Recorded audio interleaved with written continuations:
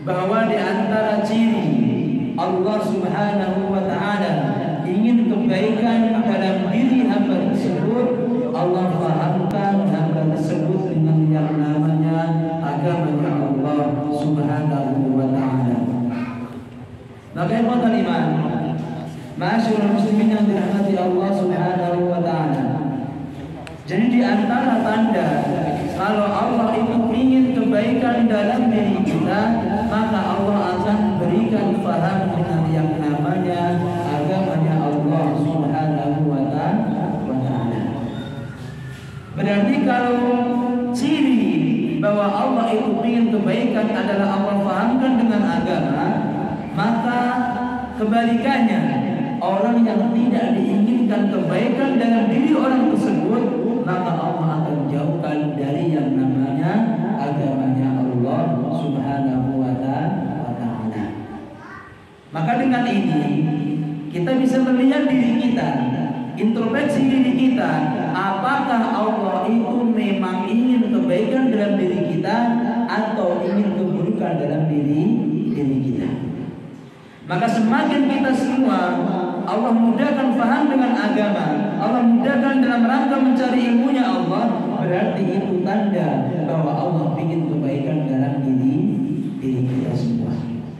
Maka ikhwatal iman, ma'asyiral muslimin yang dirahmati Allah Subhanahu wa taala, ini adalah tanda yang mana Rasulullah sallallahu alaihi wasallam pernah menjelaskan kepada kita semua. Rasul mengatakan, "Man yuridillahu bihi khairan yufaqihu fid-din." Man yuridillahu, barang siapa yang Allah kehendaki dalam dirinya suatu kebaikan. Man yuridillahu bihi khairan, barang siapa yang Allah inginkan kebaikan dalam diri orang tersebut, yufaqihu fid-din, Allah akan fahamkan dengan yang namanya agama. Bukan hanya tahu agama, bukan hanya tahu ilmu, tetapi harus faham. Karena derajat tahu dengan faham itu agak berbeda. Tahu dengan faham itu agak berbeda. Kalau orang tahu saja, banyak orang tahu nanti itu ada jannah, ada surga, ada neraka. Tetapi mereka semua dengan ketahuan yang dia tahu belum membuat mereka semua bersemangat untuk mencari surga, belum membuat mereka semua semakin semangat untuk menjauh dari nerakanya Allah Subhanahu wa taala. Kenapa? Karena baru hanya sampai level tahu. Sampai level tahu. Kalau yang namanya paham, dia tahu bahwa yang namanya Allah menyiapkan surga, juga Allah menyiapkan neraka, maka bagaimanakah dia berusaha agar sampai ke surganya Allah, jauh dari nerakanya Allah Subhanahu wa taala. Itu baru yang namanya paham. Kalau hanya tahu saja belum tentu ada amalnya. Belum tentu ada amalnya. Tetapi kalau orang paham, maka dia tahu dan dia akan mengamalkan apa yang dia tahu. Maka saya katakan lagi, derajat ilmu tahu dengan faham itu agak berbeda. Maka yang terima yang dirahmati Allah Subhanahu wa taala, maka kita bersyukur kepada Allah karena Allah telah memberikan kemudahan bagi kita dalam rangka melaksanakan kewajiban kita, dan Allah mudahkan kita dalam rangka mencari ilmunya Allah. Semoga ilmu yang kita dapatkan ini nantinya akan menghantarkan kita semua menuju surganya Allah Subhanahu wa taala. Amin ya rabbal alamin. Ma'asyiral muslimin wal muslimat rahimani wa rahimakumullah ajma'in. Perlu diketahui, mau enggak mau, kita ini adalah manusia yang memang selalu dan sering yang namanya melakukan suatu dosa. Mau nggak mau, suka nggak suka, kita ini memang hambanya Allah yang memang selalu melakukan suatu dosa. Bahkan kita katakan tidak ada manusia yang ada di dunia ini sekarang ini yang namanya maksum, terjaga dari yang namanya dosa. Hanya beberapa orang yang Allah jaga melakukan dosa. Tetapi untuk kebanyakan semua manusia yang ada di muka bumi ini, mereka semua pastilah melakukan suatu kesalahan dan pastilah mereka semua melakukan suatu dosa. Ini fitrah dari kita. Fitrah seorang manusia itu memang melakukan suatu kesalahan, satu dosa. Itu fitrahnya. Kalau yang namanya manusia kalau melakukan kesalahan itu bukan manusia. Kecuali hanya saya katakan tadi, orang yang dijaga oleh siapa? Allah Subhanahu wa ta'ala. Untuk kebanyakan mayoritas semua manusia yang ada di muka bumi ini, tanpa terkecuali, mau yang di Amerika, yang ada di Arab Saudi, mau yang ada di Indonesia, semuanya pasti pernah melakukan yang namanya dosa. Bahkan lebih dari itu, Rasulullah SAW telah menjelaskan dalam hadis beliau, kullu bani Adam khata'un. Jadi Rasulullah SAW memberitahu kepada kita semua. Rasul memberitahu jati diri kita. Siapakah kita ini? Rasul mengatakan kullu bani Adam. Setiap yang namanya bani Adam, anaknya Nabi Adam, yaitu manusia yang kita ini, khata'un. Memang sering yang namanya melakukan kesalahan. Rasul ketika dalam hadis ini tidak menggunakan kata khati'un, tidak. Tadi menggunakan kata khata'un. Ini menunjukkan bahwa seringnya manusia itu mengulang-ulang suatu kesalahan. Seringnya kita melakukan dosa. Itu sudah dipastikan oleh siapa? Rasul sallallahu alaihi wasallam. Jadi Allah itu menciptakan kita, menciptakan manusia ini memang sering yang namanya berbuat dosa. Tetapi Allah memberitahu kepada kita semua dalam hadis qudsinya, wa khairul khata'in, dan sebaik-baik orang yang berbuat salah at-tawwabun, orang-orang yang mau kembali bertobat kepada Allah Subhanahu wa ta'ala. Maka dari hadis ini, ma'asyiral muslimin yang dirahmati Allah Subhanahu wa ta'ala, kita sudah tahu bahwa yang namanya kita ini memang tidak akan terlepaskan dengan yang namanya dosa. Gak bakal lepas dengan yang namanya dosa. Pasti kita melakukan dosa. Tetapi perlu diketahui, bagi kita manusia yang Allah ciptakan memang sering melakukan suatu dosa, tetapi kita semua jangan berkecil hati. Ampunan Allah yang Allah siapkan bagi kita semua itu lebih luas dari yang namanya murkanya Allah Subhanahu wa ta'ala. Walaupun Allah menciptakan fitrah seorang manusia itu memang sering melakukan suatu dosa, tetapi perlu diketahui bahwa Allah saking sayangnya dengan hambanya, saking sayangnya dengan kita, Allah Subhanahu wa ta'ala ampunannya itu lebih luas daripada yang namanya murkanya Allah Subhanahu wa ta'ala. Maka ikhwatal iman yang dirahmati Allah Subhanahu wa ta'ala, perlu diketahui sejatinya ketika kita semua melakukan suatu dosa, kita harus tahu bahwa Allah Subhanahu wa ta'ala memiliki nama yang namanya Al-Ghafur. Jadi Allah Subhanahu wa ta'ala memiliki nama siapa? Al-Ghafur. Yang namanya Allah, yang namanya Al-Ghafur itu artinya Maha Pengampun. Berarti kalau Allah itu memiliki nama yang namanya Al-Ghafur, berarti Allah itu zat yang Maha Mengampuni. Karena perlu diketahui, nama-nama yang dimiliki Allah Subhanahu wa ta'ala pasti di dalamnya ada sifat dari nama tersebut. Sifat dari arti nama tersebut. Itu kalau nama-namanya Allah. Contoh, kalau yang namanya Allah punya nama Al-Ghafur, Allah memiliki nama Al-Ghafur, berarti Allah memiliki sifat Maha Pengampun. Ar-Rahim, berarti Allah memiliki sifat kasih sayang. Ar-Rahman juga sama. Al-Qawi, Kalau Allah memiliki nama Al-Qawi, berarti memang Allah memiliki sifat kuat. Berbeda dengan nama-nama yang dimiliki oleh makhluknya Allah. Kalau makhluknya Allah, namanya Al-Qawi, belum tentu dia kuat. Tetapi kalau namanya Allah Al-Qawi, itu pasti dia kuat, gak mungkin gak kuat. Tetapi kalau namanya nama dari makhluknya Allah, yaitu manusia kita ini, walaupun kita punya nama Al-Qawi, Al-Ghafur, Al-Siapa, itu semua belum tentu ada sifatnya.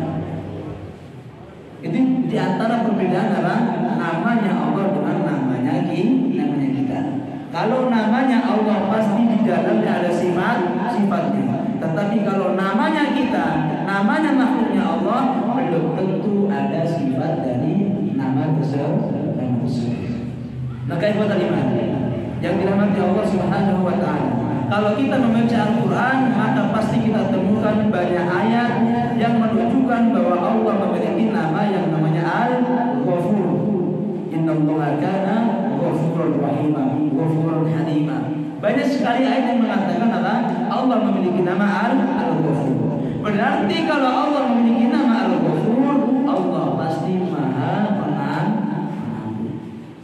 Maka jangan berkecil hati. Kalau memang kita orang yang melakukan suatu dosa, tetapi ampunan Allah itu lebih luas daripada yang namanya murkanya Allah Subhanahu wa ta'ala. Bahkan lebih dari itu, ma'asyiral muslimin yang dirahmati Allah Subhanahu wa ta'ala, bukan hanya Allah itu memiliki sifat Al-Ghafur, tetapi Allah Subhanahu wa ta'ala juga mengajak kita semua agar kita menuju kepada ampunannya Allah Subhanahu wa ta'ala. Bukan hanya namanya saja yang mengandung nama pengampun, tetapi Allah juga mengajak kita selaku manusia yang selalu melakukan dosa agar kita menuju kepada ampunannya Allah Subhanahu wa ta'ala. Dalam ayat yang sangat banyak kita temukan dalam Al-Quran, menunjukkan kepada kita semua bahwa Allah itu mengajak kita agar kita menuju kepada ampunannya Allah Subhanahu wa ta'ala. Di antara ayat tersebut Allah mengatakan, wasari'u ila maghfiratin min rabbikum. Allah mengatakan wasari'u, dan bersegeralah kalian semua, berlarilah kalian semua, bercepat-cepatlah kalian semua ila maghfiratin, menuju kepada ampunannya Allah Subhanahu wa ta'ala. Jadi ayat ini yang kita baca tadi menunjukkan kepada kita semua bahwa Allah itu mengajak kita semua, memerintahkan kita agar kita segera menjemput, mengambil ampunannya Allah Subhanahu wa ta'ala. Wasari'u ila maghfiratin. Dalam ayat yang lain juga Allah mengatakan, wallahu yad'u ila al-jannati wal maghfirati bi'idzni. Allah Subhanahu wa ta'ala mengajak hambanya agar menuju kepada surga dan juga menuju kepada ampunannya Allah Subhanahu wa ta'ala. Maka dari ayat-ayat ini, ma'asyiral muslimin yang dirahmati Allah Subhanahu wa ta'ala, kita semua sudah tahu bahwa Allah itu mengajak kita semua agar kita menuju mengambil ampunan dari Allah Subhanahu wa ta'ala. Kenapa kita semua perlu dengan ampunannya Allah Subhanahu wa ta'ala? Karena yang pertama memang ampunan itu, kalau tidak ada ampunan maka kita ini akan menjadi apa nanti kita ke sana. Kalaulah tidak ada ampun dari Allah, tidak ada solusi ampunan ini, maka bagaimana keadaan kita nantinya kalau kita berjumpa dengan Allah? Jumpa dengan Allah, bertemu dengan Allah dalam keadaan penuh dengan dosa, tanpa ada ampunan, maka bagaimana keadaan kita? Maka ini adalah tanda sayangnya Allah kepada hambanya. Walaupun hambanya diciptakan dalam keadaan memang seringnya melakukan suatu dosa, tetapi Allah siapkan ampunannya. Teman-teman iman yang dirahmati Allah Subhanahu wa ta'ala, setelah kita tahu bahwa Allah Subhanahu wa ta'ala mengajak kepada kita semua kepada pada ampunannya Allah Subhanahu wa taala, maka di antara tanda bahwa Allah Subhanahu wa taala mengajak kita semua kepada ampunannya Allah, wabil khusus pada bulan Ramadan ada beberapa perkara yang mana akan menarik ampunan dari Allah Subhanahu wa taala. Jadi khusus pada bulan Ramadan ini ada beberapa perkara yang mana perkara ini nantinya akan menarik ampunan dari Allah Subhanahu wa taala. Adapun perkara yang pertama yang Allah berikan bagi orang-orang yang memang mau mendapatkan ampunannya Allah Subhanahu wa taala, cara yang pertama ialah dengan melaksanakan puasa pada bulan Ramadan. Cara yang pertama untuk mendapatkan ampunan dari Allah, ampunan yang akan menjadikan kita semua berbahagia ketika di akhiratnya Allah, ialah yang pertama dengan cara melaksanakan berpuasa pada bulan Ramadan. Maka itu iman yang dirahmati Allah Subhanahu wa taala. Puasa yang Allah wajibkan kepada kita semua ini, di dalamnya banyak sekali manfaat yang akan kita dapatkan. Dan di antara manfaat tersebut ialah apa? Allah akan memberikan ampunan bagi orang-orang yang mau melaksanakan puasa. Ini cara yang pertama. Jadi kalau kita memang ingin mendapatkan ampunan dari Allah, Allah berikan caranya. Dengan cara yang pertama ini yaitu melaksanakan berpuasa pada bulan Ramadan. Maka dengan melaksanakan puasa pada bulan Ramadan, maka Allah akan ampunkan dosa-dosa kita. Rasulullah Shallallahu Alaihi Wasallam mengatakan dalam hadisnya, beliau mengatakan, man shoma Ramadan imanan wa ihtisaban ghufira lahu ma taqaddama min dhanbi. Ini cara yang pertama yang telah Rasul beritahu kepada kita semua. Barang siapa berpuasa pada bulan Ramadan imanan wa ihtisaban, beriman karena Allah, ihtisaban mencari pahalanya Allah, ghufira lahu ma taqaddama min dhanbi, maka akan diampunkan dosa-dosanya yang telah lalu. Ini cara yang pertama. Cara yang pertama untuk mendapatkan ampunan dari Allah Subhanahu wa taala ialah dengan cara melaksanakan puasa pada bulan Ramadan. Puasa pada bulan Ramadan ini kalau kita melaksanakannya dengan benar, maka akan menarik yang namanya ampunannya Allah Subhanahu wa taala. Ghufira lahu ma taqaddama min dhanbi, akan diampunkan baginya dosa-dosa yang telah lalu. Ikhwatul iman yang dirahmati Allah Subhanahu wa taala.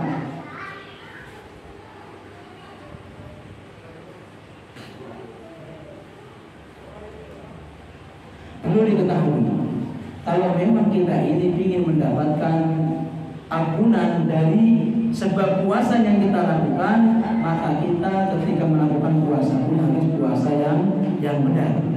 Jangan sampai kita puasa tetapi tidak mendapatkan apa-apa. Dalam suatu hadis Rasul mengatakan, "Kam min shaimin laisa lahu min siyamihi illa ju'i wal 'atas." Berapa banyak di antara manusia yang melaksanakan puasa tetapi tidak mendapatkan apa-apa kecuali hanya rasa lapar dan dahaga. Rasul mengatakan, "Kam min shaimin," berapa banyak sekali. Banyak di antara orang yang berpuasa lapar dia tetapi tidak mendapatkan pahala. Kenapa?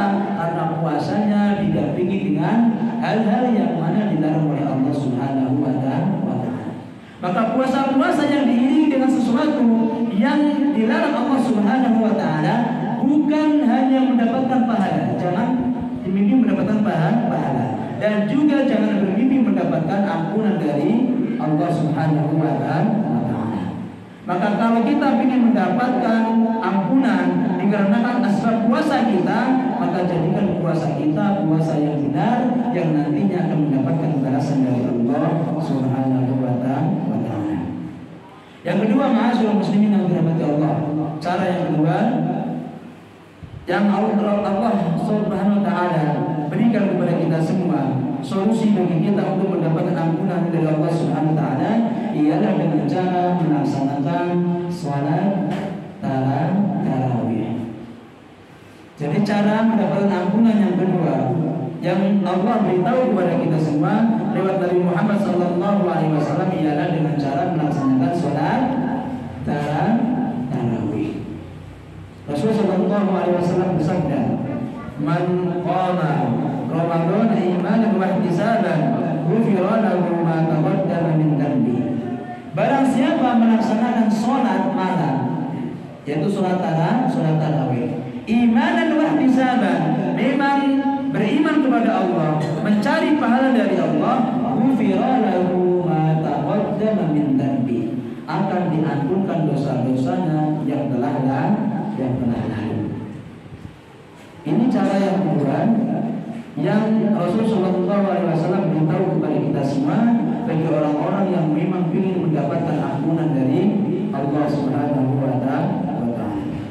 Bahkan lebih dari itu, ma'asyiral muslimin yang dirahmati Allah Subhanahu wa taala, bagi orang-orang yang mau melaksanakan salat tarawih dalam keadaan bersama imam, selesai bersama imam, maka mereka semua mendapatkan seakan-akan mereka semua sholat semalam suntuk.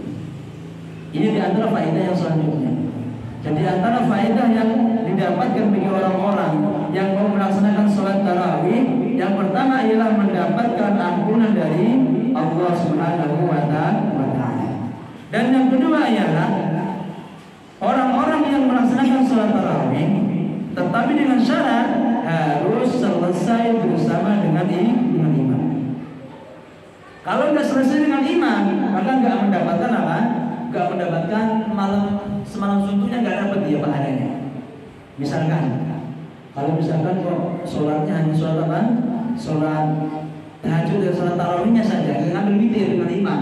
Kalau tahu-tahu pulang, maka nggak berkesempatan mendapatkan apa? Sholat semalam suntuk. Maka kalau kita ingin mendapatkan pahala sholat semalam suntuk, maka harus selesai sebagaimana bareng selesainya imam. Gak boleh kita duluan, gak boleh. Kalau kita duluan, maka hanya mendapatkan pahala sholat tarawih saja. Tetapi untuk mendapatkan pahala semalam suntuk juga tidak akan kita dapatkan. Rasulullah SAW mengatakan, "Inna rajula," sesungguhnya seseorang, "idza shalla al-imam," ketika salat bareng imam, "hatta yansarifa," sehingga mereka semua pulang, "husiba lahu qiyamul lailah," maka akan dihitung baginya salat semalam suntuk. Alangkah enaknya kita mendapatkan pahala semalam suntuk walaupun enggak salat semalam suntuk. Dan kalau kita berpingin memang melakukan semalam suntuk sholat, maka pasti berat ya, pasti berat, gak kuat kita ini. Tetapi dengan cara melaksanakan sholat tarawih, selesai dengan bareng dengan imam, maka bukan hanya mendapatkan ampunan dari Allah, tetapi juga mendapatkan apa? Pahala sholat semalam suntuk. Maka iman yang dirahmati Allah Subhanahu wa taala, itu cara yang kedua untuk mendapatkan ampunan dari Allah Subhanahu wa taala. Cara yang ketiga untuk mendapatkan ampunan dari Allah Subhanahu wa taala ialah dengan cara melaksanakan sholat tarawih. Tetapi ini lebih khusus, sholat tarawih itu dilakukan ketika pada malam Lailatul Qadar. Jadi sama-sama mendapatkan apa? Ampunannya. Misalkan kalau kita sholat di luar malam Lailatul Qadar, sholat di bulan Ramadan tapi bukan malam Lailatul Qadar, sama-sama mendapatkan ampunan. Tetapi kalau di malam tarawihnya itu lebih utama, lebih berbeda nilainya. Maka Rasulullah SAW mengatakan dalam hadisnya, "Man qama lailatul qadri imanan wa ihtisaban, ghufira lahu ma taqaddama min dhanbi." Barang siapa melaksanakan sholat pada malam Lailatul Qadar, maka akan diimanan wa ihtisaban, beriman dan mencari pahalanya Allah, maka akan diampunkan baginya dosa-dosa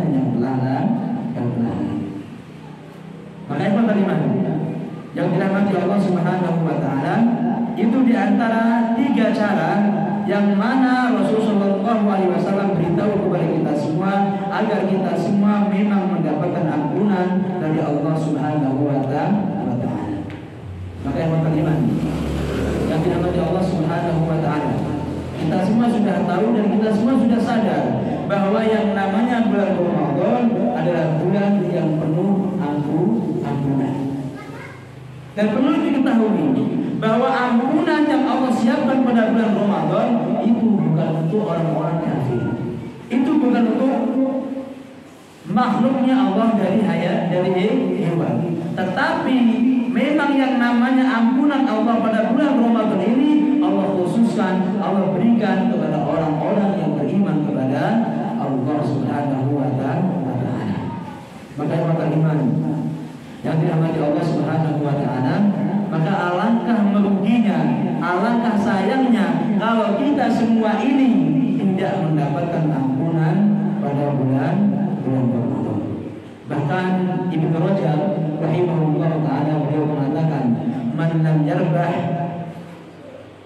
fi hadha syahr", barang siapa yang tidak beruntung pada bulan ini, yaitu bulan Ramadan, barang siapa yang tidak mendapatkan keberuntungan baik dari pahalanya, baik dari ampunannya Allah, bagi ayyi waqtin tarbah, maka di waktu mana, di zaman mana mereka semua akan mendapatkan keberuntungan. Maka ini adalah momen yang sangat luar biasa, kesempatan emas bagi kita semua untuk mendapatkan ampunan dari Allah Subhanahu wa taala. Bahkan dalam hadis yang lain, Rasulullah SAW memberitahu kepada kita semua bahwa orang yang keluar dari bulan Ramadan tetapi tidak mendapatkan ampunan dari Allah Subhanahu wa taala, maka orang ini adalah orang-orang yang nantinya akan celaka. Orang-orang yang merugi, orang-orang yang akan dijauhkan dari Allah Subhanahu wa taala. Maka hati-hati. Kok kita semua Allah berikan berjumpa dengan bulan Ramadan, tetapi ketika keluar dari bulan Ramadan tidak mendapatkan ampunan dari Allah, maka ini bahaya buat kita. Kenapa? Karena Rasulullah SAW memberitahu kepada kita semua, "Rahima ankum." Jadi hadis sangat panjang. Rasul memberitahu kepada kita semua. Suatu hari Rasul ketika menaiki suatu mimbar, beliau mengucapkan kata amin sebanyak tiga kali. Setelah Rasulullah SAW turun dari mimbar, sahabat ini tanya, "Ya Rasulullah, kenapa kamu mengucapkan kata amin?" Maka Rasul mengatakan, "Jibril telah berdoa dan saya mengamini doanya." Dan di antara doa yang dipanjatkan Jibril alaihi salam, malaikat yang paling mulia di antara para malaikat ya Allah, beliau mengatakan, "Celaka rohima ankum," celaka orang yang mana mendapati bulan Ramadan.